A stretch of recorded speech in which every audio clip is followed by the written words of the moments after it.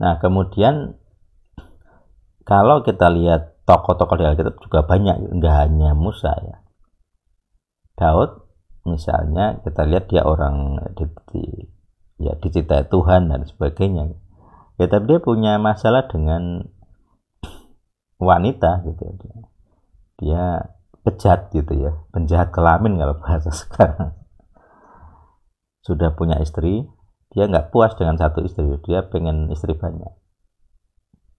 6 kalau nggak salah itu. Terus dia punya gundek 10.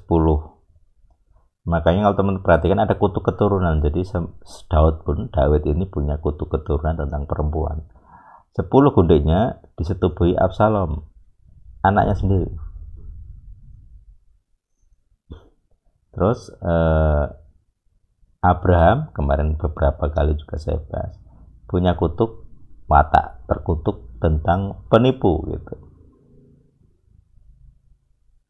Nah, sekarang kita membahas watak-watak terkutuk yang mencuri.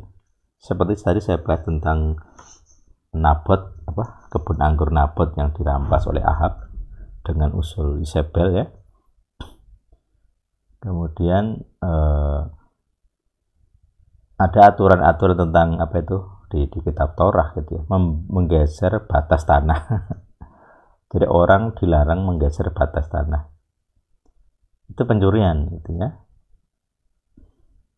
Nah, sekarang kita coba cari di dosa-dosa modern. Kalian bisa merenungkan sendiri gitu. Entah kalian pelaku, entah kalian korban atau pengamat saja di lingkunganmu, apa saja yang termasuk kategori pencurian di era sekarang. Kalau berkaitan dengan produk misalnya film, ini agak sulit ya. Kalau kalian melihat review YouTube tentang film, dari mana mereka mendapat film itu? Apakah mereka menonton di bioskop? Tidak. Mereka mendapat film itu rata-rata dari bajakan. Siapa yang membajak? Ya orang-orang yang mendapat akses asli ke medianya, entah Blu-ray atau DVD atau apa filenya utuh gitu disebarkan tanpa izin gitu. Terus kemudian ada juga yang merekam di bioskop. Jadi kalau bajakan grade KW jelek banget itu ada ya. Itu dia nonton bioskop bawa kamera yang biasanya dilarang, kalau ketahuan didenda atau di apalah gitu.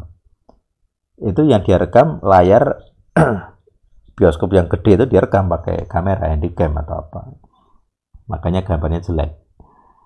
Itu layar ya, bukan film aslinya, di kualitas aslinya.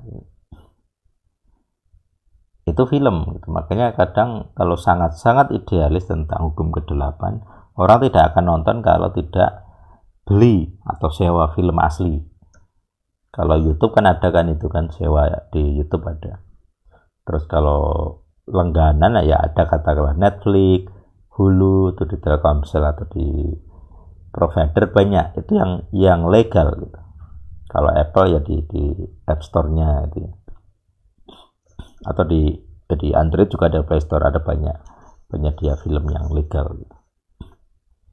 Nah, itu tuh contoh pergumulan tentang film gitu. Tentang lagu juga dulu ada, saya pernah melihat apa itu ya, Indra Lesmana atau apa itu ya, atau Kahitnya lupa, pokoknya artis-artis. Mereka itu melakukan bukan sweeping ya, mereka jalan-jalan ke lapak-lapak. Zaman dulu kan di lapak-lapak kaki lima itu orang jualan CD, DVD bajakan, itu di mana-mana begitu. Di Jakarta ya, di daerah juga sama. Jadi mereka, para musisi ibu kota ini keliling ke lapak-lapak kaki lima. Mereka lihat, ini lagu saya dijual Rp5.000 per CD. MP3 kan. Jadi bayangkan para penjual itu bagaimana gitu. Mereka mengeluh-elukan, wah ini artisnya. Tapi mereka adalah terdakwa. Pelaku dan penyebaran media itu. Jadi secara hukum positif mungkin nggak ada penindakan gitu. Tapi itu celah-celah yang serius gitu, yang harus kita perhatikan. Ini idealisme ya. Kemudian dulu ada kasus JPCC pernah juga saya bahas di YouTube, banyak gereja protes, kok itu lagu rohani di copyright, kami harus bayar kalau menayangkan, apalagi online ya. Jadi kalau ketahuan nanti online dinyanyikan di gereja ibadah online, masuk YouTube, YouTube kan ada sensornya ya, ada software sensor, ketahuan nih lagunya JPCC, diblok YouTube-nya, ibadahnya diblok gitu ya, audionya dimatikan, minimal audionya. Kalau sering channel gerejanya ditutup. Banyak gereja marah-marah gitu, ini lagu rohani kok dikomersialkan. Ya kalian salah gitu, itu suka-sukanya yang bikin lagu. JPCC bikin lagu sendiri, artis sendiri, dia bayar mahal itu rekaman artis-artis itu. Jadi kalau hanya boleh dipakai untuk JPCC, ya suka-suka dia. Hak-hak dia gitu. Kalau misalnya kalian menyanyikan dan harus bayar royalti, ya itu hak dia. Nah, gereja tidak diajari tentang hukum ke-8 ini. Kalian tuh mencuri sebenarnya. Jadi kalau kalian menyanyikan lagu untuk acara yang kalian mendapat uang, kalian kan dapat uang persembahan toh, perpuluhan di dalam gereja. Jadi komersial itu. Modalnya adalah kalian menyanyikan lagu-lagu orang lain, bukan kalian yang punya itu. Jadi kalian menyanyikan lagu rohani buatan orang lain yang masih hidup pelakunya, pembuatnya, dan kalian mendapat perpuluhan dari kegiatan itu komersial. Kecuali kalian tidak mendapat uang sama sekali, itu mungkin ditoleransi gitu. Tapi ketika ibadah kan ada uangnya, itu sama saja jualan. Dan jadi kalau kalian menuntut modalnya gratis, ya kalian tidak wajar, kalian mencuri. Untuk membuat lagu-lagu itu nggak mudah. Jadi para penulis Kristen, penulis lagu, penulis ya aransemen macam-macam itu, pemusik itu yang rohani itu tidak bisa hidup dari lagu rohani. Mereka harus nyanyi lagu yang lain untuk manggung dan sebagainya, karena kalian nggak berani bayar. Jadi artis-artis rohani itu kekurangan duit gitu, karena gereja nggak bayar. Nah, ini pergumulan, ini idealisme. Jadi kalian yang merasa rohani, kalian adalah terdakwa dari banyak kasus-kasus pencurian lagu rohani. Saya sendiri juga kesulitan gitu, karena lagu-lagu rohani yang saya miliki ya kopian, entah YouTube atau apa.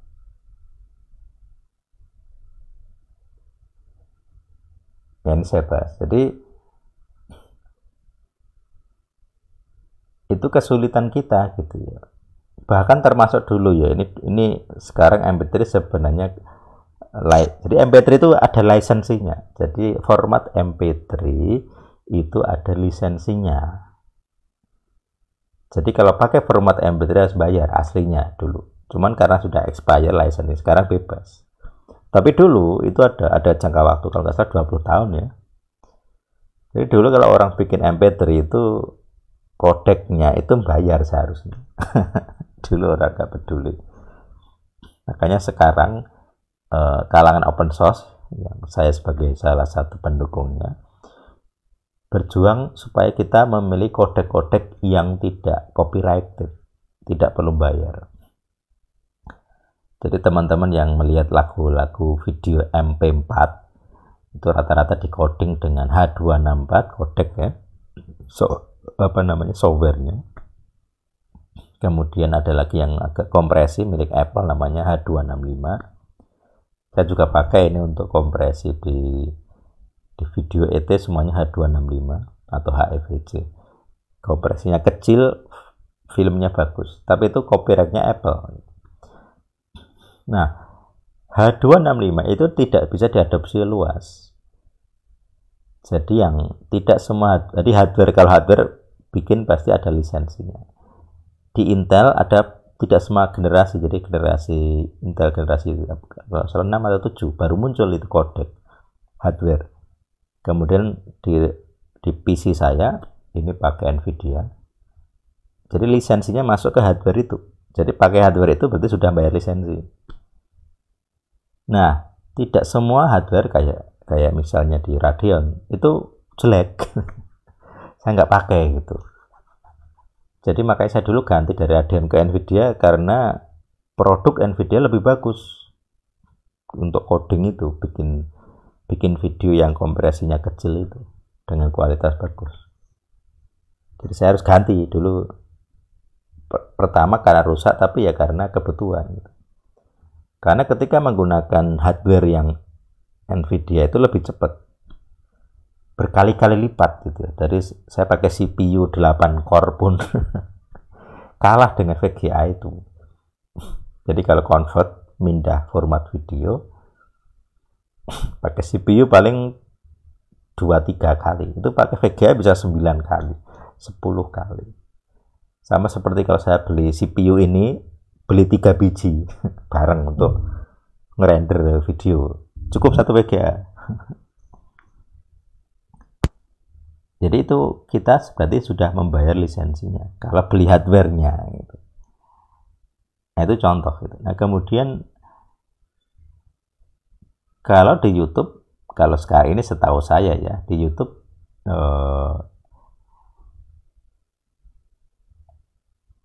kalau bisa di-download ya berarti itu resikonya dia rilis di YouTube, berarti dia resikonya di copy, dibawa pulang, retrieval system, digandakan gitu.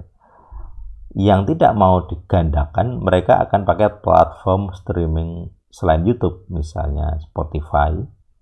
Saya belum tahu apakah Spotify itu bisa di copy, disimpan, tapi rata-rata tidak bisa gitu. Kalau YouTube memang bisa gitu, tapi yang lain tidak bisa. Nah, jadi itu tergantung platformnya. Kalau platformnya bisa di-download ya gimana lagi? Secara hukum tidak bisa dilarang gitu. Siapa bisa melarang ngambil video YouTube? Gak bisa. YouTube-nya aja bisa, desainnya memang bisa di-copy, bisa di-download maksudnya. Jadi walaupun dari YouTube-nya sendiri mungkin ya aku tidak tahu kebijakannya. Kebijakan YouTube sebenarnya tidak boleh download. Kalau teman-teman lihat Google Chrome tidak ada satupun ekstensi untuk download. Karena Chrome itu kan miliknya ini ya, miliknya Google yang pemilik YouTube gitu. Jadi dia tidak mau ada aplikasi plugin yang bisa download video YouTube. Tapi cara download video YouTube di program lain, browser lain, misalnya Firefox, banyak. Saya sering itu download entah pemahaman pelajaran-pelajaran atau tutorial-tutorial yang ada di YouTube, saya ambil dari YouTube dengan Firefox. Pakai Chrome tidak bisa. Pakai Firefox bisa. Nah, itu contoh ya. Jadi kalau secara teknis memungkinkan, ya sudah, gimana lagi? Secara hukum abu-abu gitu, nggak bisa ditegakkan. Jadi walaupun Google nggak ingin YouTube-nya nggak di-download, nggak bisa. Secara teknis bisa.